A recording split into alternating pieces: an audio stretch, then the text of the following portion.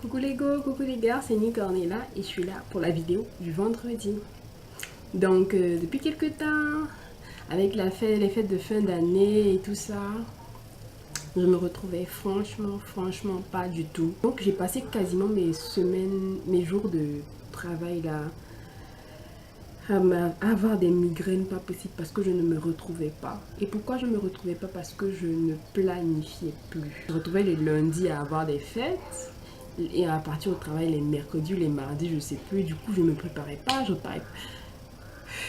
The struggle was real. Et ça m'a pris vraiment 2 semaines plein. Je vivais, c'est-à-dire, oh mon Dieu, vendredi n'a qu'à arriver.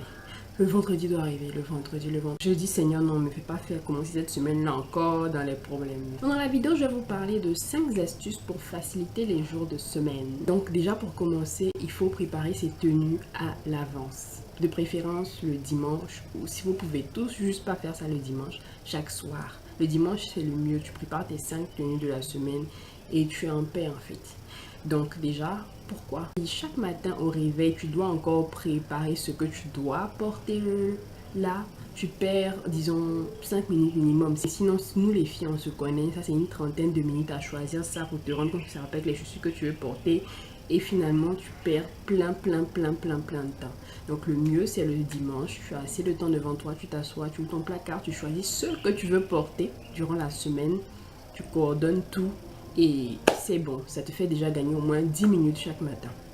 Ensuite, il faut investir dans un sac pratique et classique pour le travail.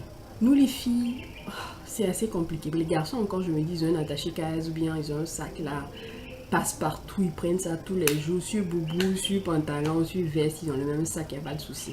Et nous les filles, déjà on va commencer à coordonner le style de notre tenue à celui de notre sac. Et ensuite les couleurs, les matières. Bref, c'est assez compliqué. Donc moi, mon astuce à moi, c'est d'avoir un sac pour le travail. Ce sac-là, on ne le prendra pas aller faire les courses, on ne le prendra pas aller choper, on ne le prendra pas aller en boîte ou que sais-je.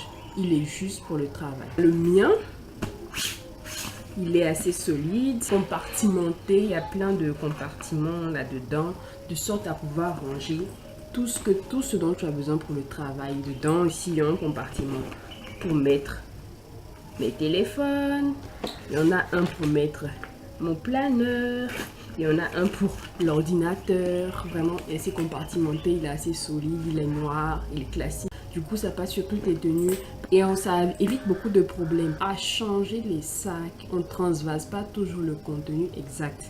Et on se retrouve au travail avec des choses qui manquent, des choses essentielles et la journée est totalement... Donc l'astuce c'est d'avoir un sac pour le travail avec tout ce qu'il faut dedans. Et comme on n'en change pas, on ne risque pas de perdre quelque chose.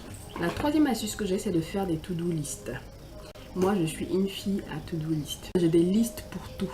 Les courses que je dois faire, pour les choses que je rêve de faire, pour les choses que je dois acheter, pour celles que je rêve d'acheter. Vraiment ça facilite la vie, ça fait gagner du temps. Donc déjà concernant les jours de semaine, il faut avoir un planeur. Tout ce qu'il y a de plus simple et chaque jour noter à la page, la veille de préférence, à la page du lendemain, ce que tu dois faire ce jour-là. Aussi quand tu arrives au travail ou bien à l'école, je sais pas, tu n'as pas besoin de te dire qu'est-ce que je dois faire déjà. Non, tu sais ce que tu dois faire parce que tu l'as déjà noté dans ta to-do list, dans ton planeur et du coup ça fait de gagner du temps. Ensuite, je me dis qu'il faut avoir une routine assez structurée. Qu'est-ce que j'entends par routine? Il faut savoir, bon, le matin, je me réveille, voilà ce que je fais en premier, voilà ce que je fais en second, puis je fais ceci, puis je fais cela, et tac, et tac, et tac, et tac. Du coup, ça évite de réfléchir. Le matin, tu te réveilles, tu vas pas commencer à dire, non, tu réfléchis pas. C'est que le matin, tu te réveilles, première chose à faire, peut-être tu arroses tes plantes, tu te brosses, tu fais ton lit, tu te laves, tu portes les tenues que tu as déjà préparées, tu prends ton sac qui est déjà rangé et prêt, ton sac de travail, et tu es parti.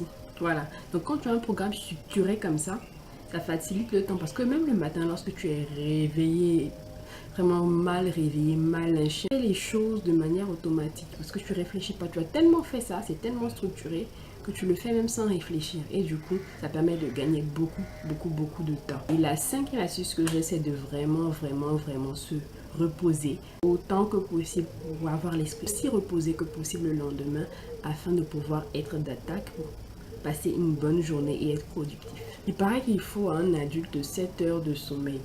Bon, je sais pas qui fait 7 heures de sommeil, mais franchement c'est pas moi.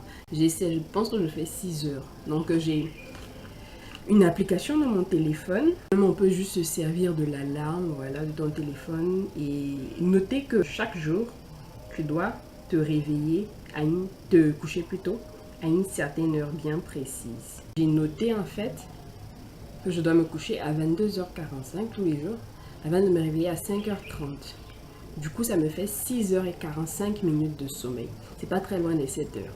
Du coup, chaque jour, ça me permet d'avoir un sommeil assez régulier. Parce qu'il paraît que les heures, enfin, il paraît pas.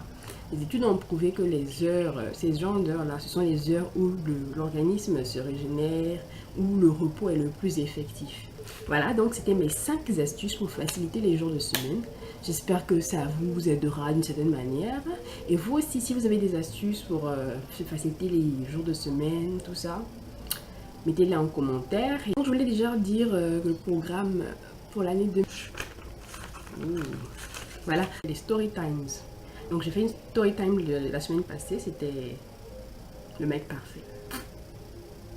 Quelle figure de style, quelle métaphore, quelle antithèse. Je vais faire des story times, 5 astuces. Je vais faire des vidéos mani et je vais faire des partages. Les partages, j'ai déjà fait des story times, donc vous savez ce que c'est. 5 astuces, c'est les histoires de 5 astuces, 5 choses que j'ai découvertes, 5 choses que j'aurais voulu savoir plus tôt. Bon, c'est les 5 là. Et il y a le mani où je vous partage mes astuces ou mes petits topos concernant l'argent.